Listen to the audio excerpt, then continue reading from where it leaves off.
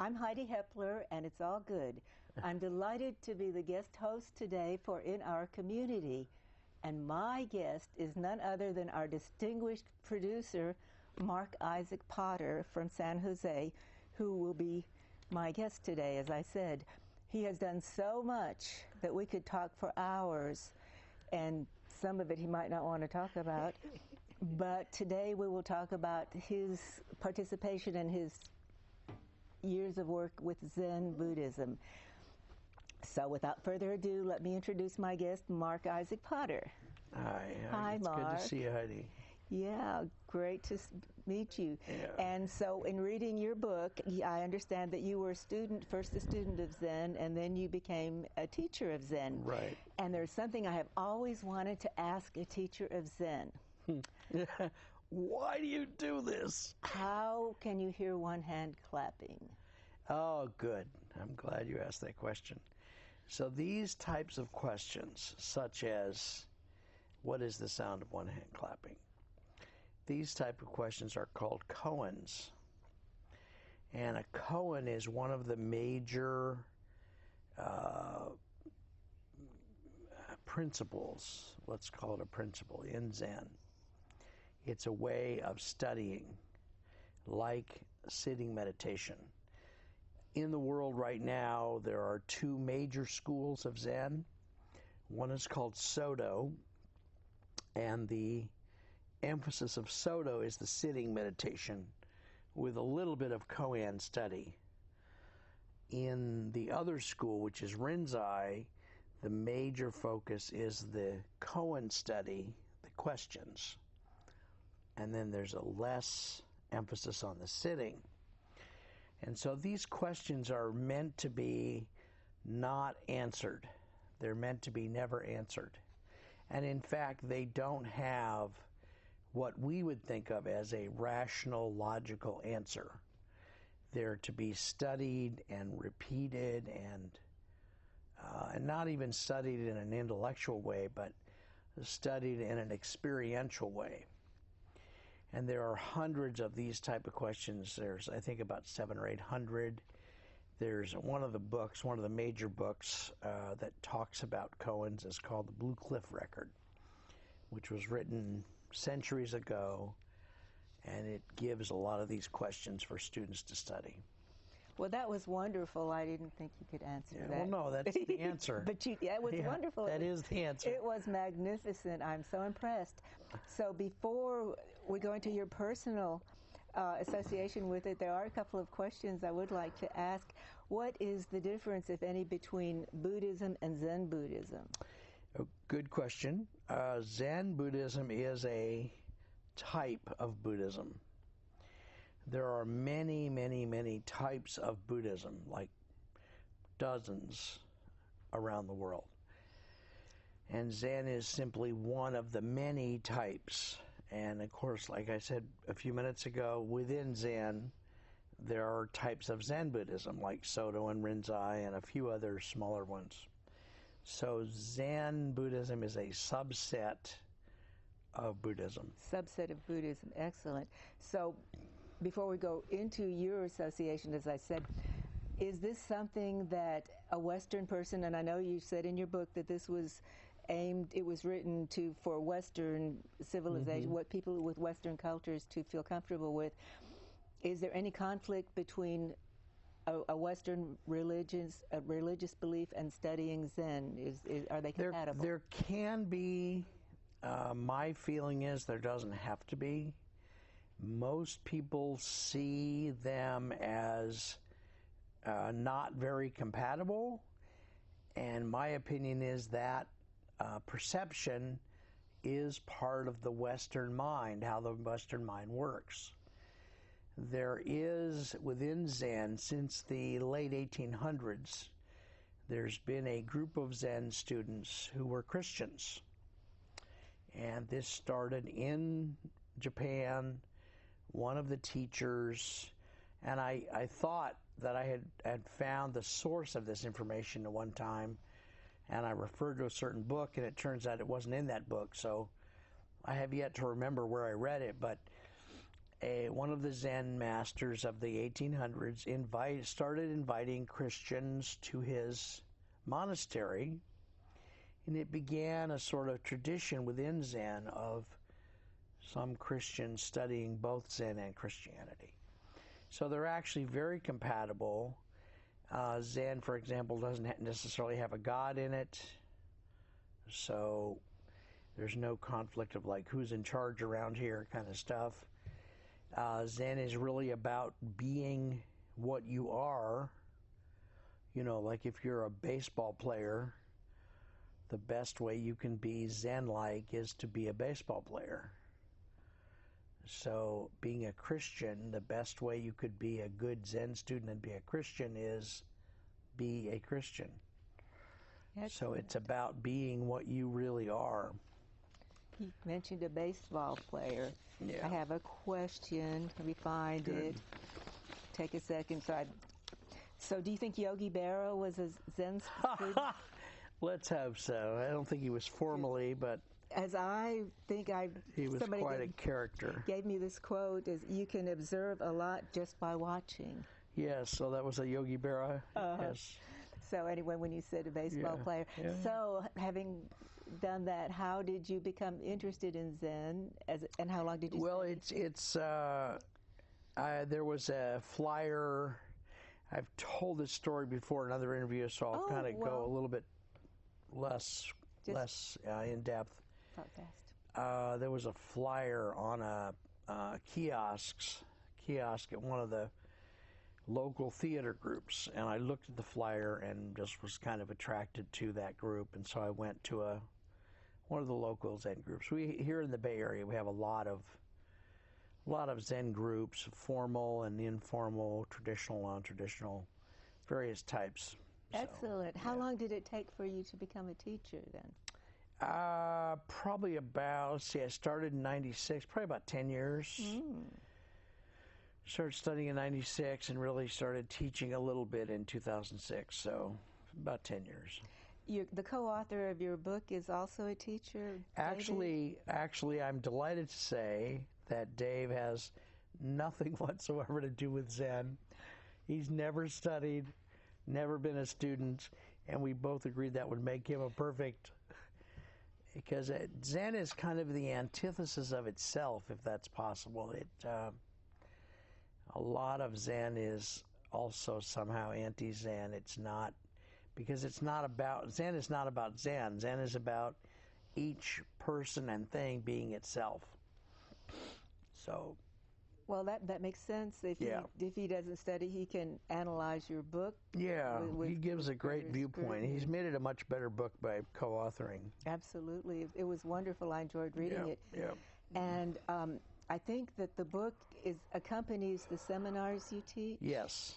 Yeah. And do you teach, in addition to the seminars, do you teach classes in Zen? I don't do that right now. I want to get some feedback from individual people and small groups about the seminars. What do people like? What don't they like? Which examples do I use that work well? Which examples perhaps don't work as well? I want to kind of fine-tune the seminars before we try to make them attractive to larger groups. Oh, the book is wonderful. Kind of like test driving it to see how it's going. Do you present them to businesses and companies, or are they open to individuals? I have done other seminars in businesses in the past, and a lot of Zen teachers have brought things to business. Some of the major corporations have requested that Zen teachers come speak to them because they feel like there's something of value there. I haven't brought my particular Zen seminars to business at this time, but certainly be happy to do so if wanted or needed.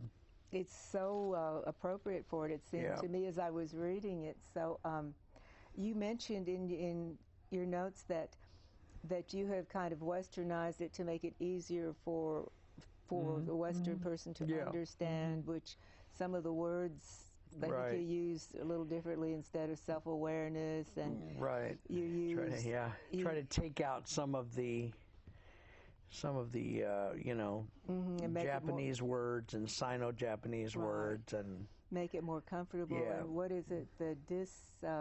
What is the word that you use instead of self-awareness and enlightenment? You use the word.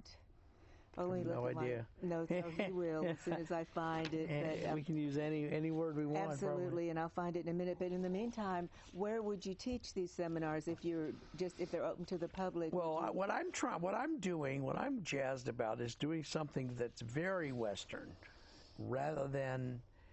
I try to make things almost for fun at this point, to have very little Eastern influence. So we try to do things in ridiculous places, like we did a class the other day at Jack in the Box. Oh my gosh, that's wonderful.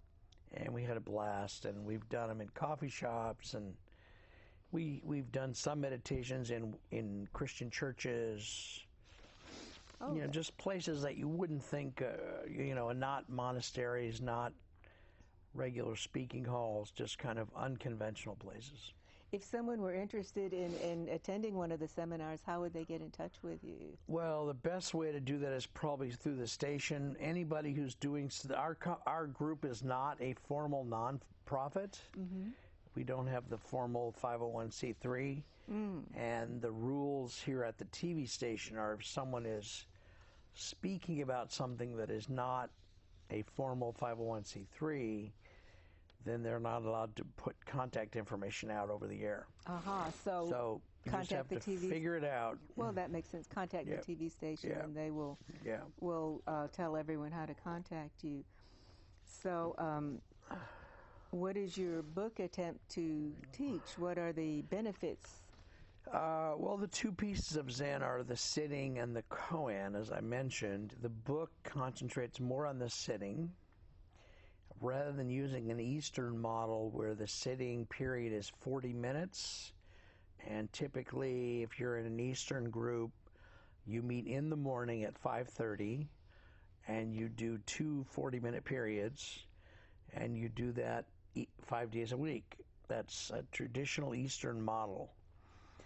For most Westerners, that's just, the word ridiculous probably comes to mind. They wouldn't do it.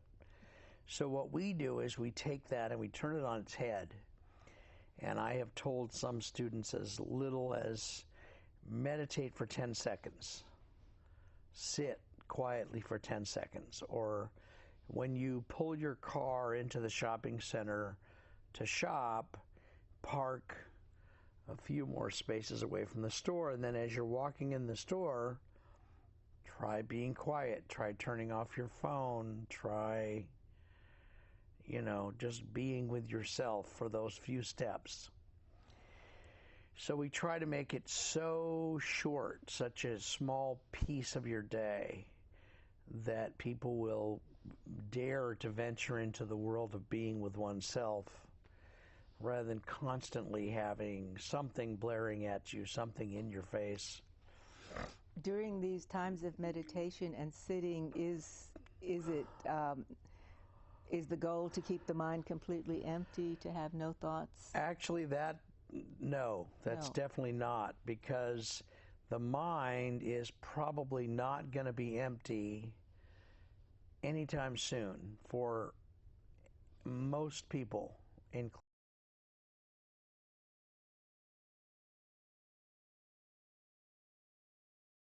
do its thing, which is posing questions and worrying and asking questions and making comments on life. The mind rarely ceases doing that. And so part of the job of the Zen student is to be with themselves, including being with their mind, which is constantly doing that. The mind is nearly always doing that. One of the famous teachers, Charlotte Joko Beck, has her students take what the mind says and sort of label it, like if the mind is angry, it makes a comment that's a very angry comment about life, like, why in the hell do I have to sit here for 10 minutes? Then one can label that, like reconfigure that and say, oh, I'm having a thought about anger. Instead of saying, I am angry, because you're not your mind. You are not that thought. That thought's occurring. And I thought Right. that was wonderful. Right. And you said sometimes, well, as we know, we're so busy trying to think of what to say next that we don't really listen and we're not aware of our We're not there, yeah. surroundings. That's a big part of the book. The book is called The Power of Noticing. Noticing. And the biggest first step is trying to pay attention, period. And people ask me, well, pay attention to what? It's like, well, pay attention to what's happening right now. What is happening? Like, you might notice that you're having a hard time paying attention. Okay, that's what's happening right now. Or you might notice that every time you sit down to meditate, your 3-year-old decides that would be a good time to make noise because they don't want to see you sitting still, or whatever is happening at the moment. And out of that ability and willingness to pay attention comes some of these other things, like, okay, let's try listening once we can actually pay attention. Okay, and if you get into listening fairly deeply, which takes a while, then you might say, well, what's behind listening? What makes listening possible? And we discover later in the book that silence is underneath listening. So. Excellent. That's wonderful. And then you talk about observing, being aware that they're invisible things that we just are oblivious to, that we don't see. And an example you gave, I guess it was yourself, that you came home one night and there was a family of raccoons in the yard, looking, just foraging around, and you thought that was so wonderful. You watched them. It was lovely. And they didn't pay any attention to you. They just went on about, and that for a long time, every time you came home at night, you thought about the raccoons. And then you had some other examples that, would you share some with you that you think are? Well, when I write a book like that, I forget what's in it. But I mean, this thing with the raccoons was very fun. That was beautiful. And the point is that we want to try to experience life a little differently by paying attention to it. So with these raccoons in the yard, I could have just kept walking and disrupted their pathway or whatever they were doing and just scurried on into the house or yelled at the raccoons or who knows what. And that would have been something that I did, but I felt like it was more beautiful to stop and be there and experience their life as raccoons. What would they be like if I wasn't there? What would they be doing and how would they act? And it was really quite lovely. I cherished that moment. It was so beautiful. So that came out in the book. Yeah. And then you talk about other examples. You gave other examples of just noticing your husband or wife, something they're wearing. Oh yeah. It's just I think it matters that we notice. I think it increases the quality of life. And as ridiculous for some people have said, well, really, you're going to do a book about noticing? Aren't we all noticing things all the time? Well, most of us are noticing something most of the time. Part of the question is, what are you noticing? Are you just noticing whatever disrupts your day and comes into your face? Or are you being a little bit discerning about noticing the things that actually matter and interacting with the things that matter, rather than letting life vote as to what you're going to pay attention to? So if your husband or wife walks in the room, it's nice to say, oh, honey, you look lovely. Or, gee, I like that hairdo, or I like that suit, or I like that dress, or whatever's happening. So. And then you mentioned that as a person studies Zen and notices the environment more and changes, that those around that individual will see this change and react differently to the person. I think people really do, and I think there's a big unspoken advantage to doing this. I think it changes the quality of our lives. And if more people would do the simple act of paying attention to what matters, it would be like the old example of the rippled stream. You know, you drop a pebble in a stream and the ripples go on for a long time. It helps, you know, one of us being kind to someone else and paying attention to them increases the possibility that they're going to do that in life, or that you've just kind of helped the quality of their life by doing that.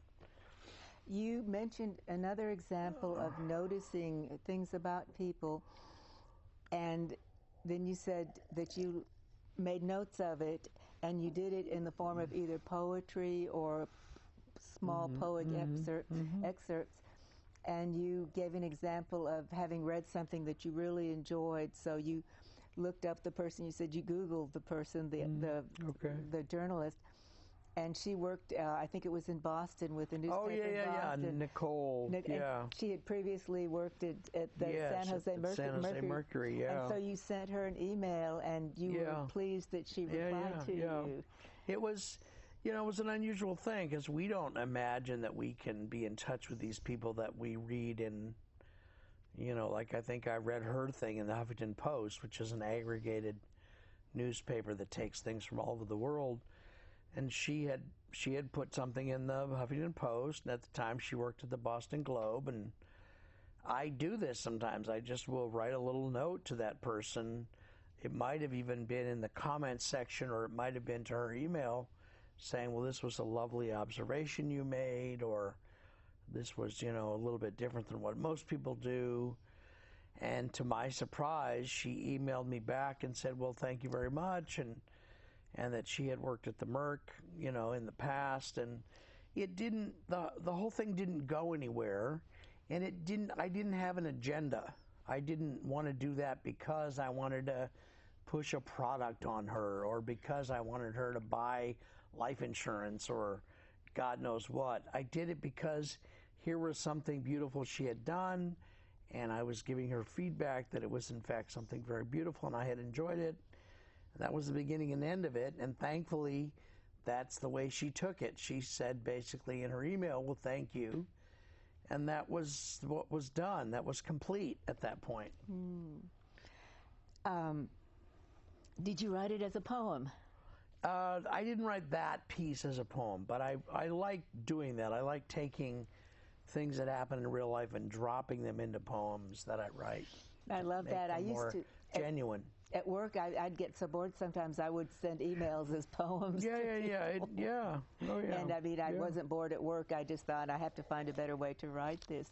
And what would you say to people who would like to learn Zen just to enrich their lives, but they still feel that they don't have time for it? Is there some advice you'd give to them? Well, there are a lot of groups around the area, especially the San Francisco Bay Area, that are just pick a group, you know, any group, and try it and see if you like it. See if you don't like it, try a different group.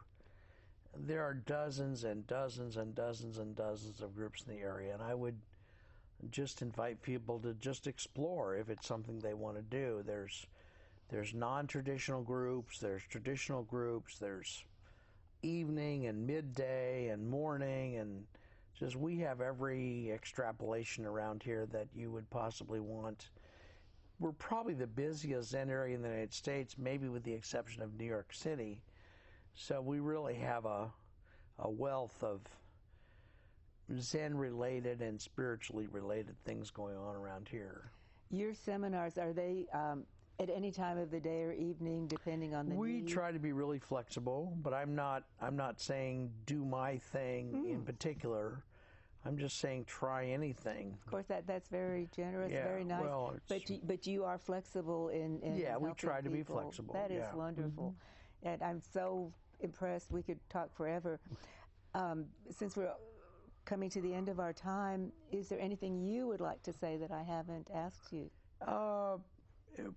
Probably we're pretty complete. I just invite people to notice what's happening in life. You know, what is happening? I mean, let's say a guy comes home from work and he notices that every night when he comes home from work, he's irritated. Okay, why? Why are you irritated? Is it the kids? Is it the job?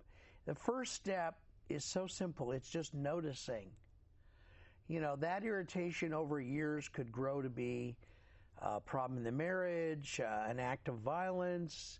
It could be anything. And just noticing helps so very, very, very much. It's the first step in saying, let's pay attention and see what's happening.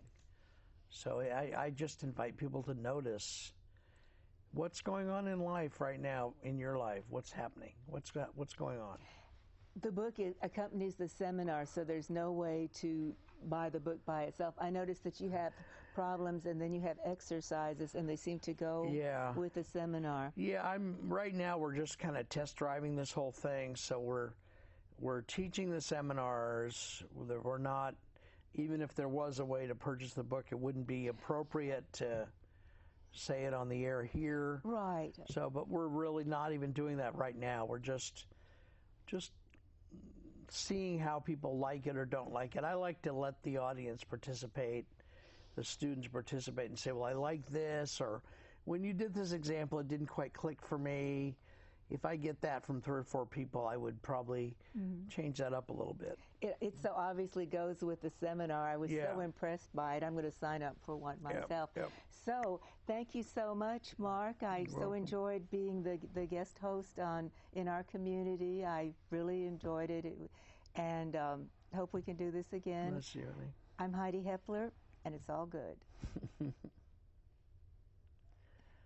So thank you. It You're was welcome, awesome, sweetie. Bless wonderful. your heart. Loved, Thank you so much. Loved your work. I just I read it and read it over and over again. Thank you.